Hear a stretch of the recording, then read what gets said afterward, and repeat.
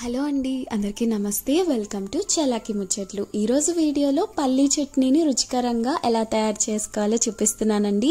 చాలామంది చాలా రకాలుగా చేస్తూ ఉంటారు ఈ చట్నీని.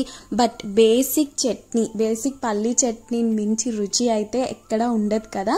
మరి బ్రేక్ఫాస్ట్లోకి అత్తిరిపోయే పల్లీ చట్నీని ఎలా తయారు చేయాలో చూసేద్దామా?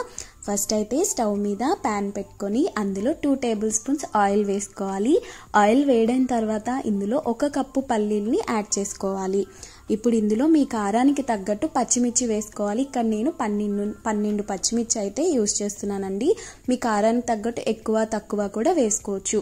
వీటిని లో ఫ్లేమ్లో పెట్టుకొని ఫ్రై చేసుకోవాలి. ఇవి 2 ఫ్రై అయిన తర్వాత ఇందులో 1/2 కప్పు వేయించిన పుట్నాల పప్పు, కొద్దిగా కరివేపాకు, 1/2 టీ స్పూన్ జీలకర్ర, కొద్దిగా కొత్తిమీర, అలాగే 2 వెల్లుల్లి రెబ్బలు, ఇక్కడ చూపిస్తున్నాను కదా ఇంత సైజ్ కొద్దిగా చింతపండు వేసేసి ఫ్రై చేసుకోవాలి.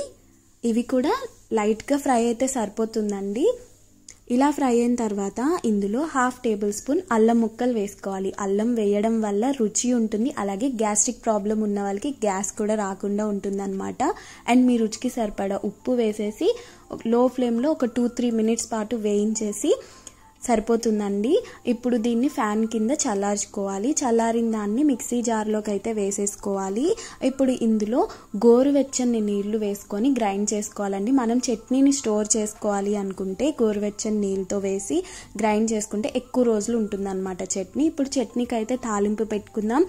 ఆయిల్ వేసుకొని ఆవాలు, జీలకర్ర, మినప్పప్పు, ఎండుమిర్చి, కరివేపాకు, కొద్దిగా ఇంగువ వేసేసి చట్నీలో వేసి కలిపేసుకున్నారంటే బేసిక్ పల్లీ చట్నీ రెడీ. అద్దిరిపోయే రుచితో ఉంటుందండి ఈ చట్నీ. తప్పకుండా ఈ చట్నీని ట్రై చేసి మీకు ఎలా వచ్చిందో ఆ ఫీడ్బ్యాక్ని అయితే నాకు కామెంట్ చేయండి. Bye. Thank you for watching.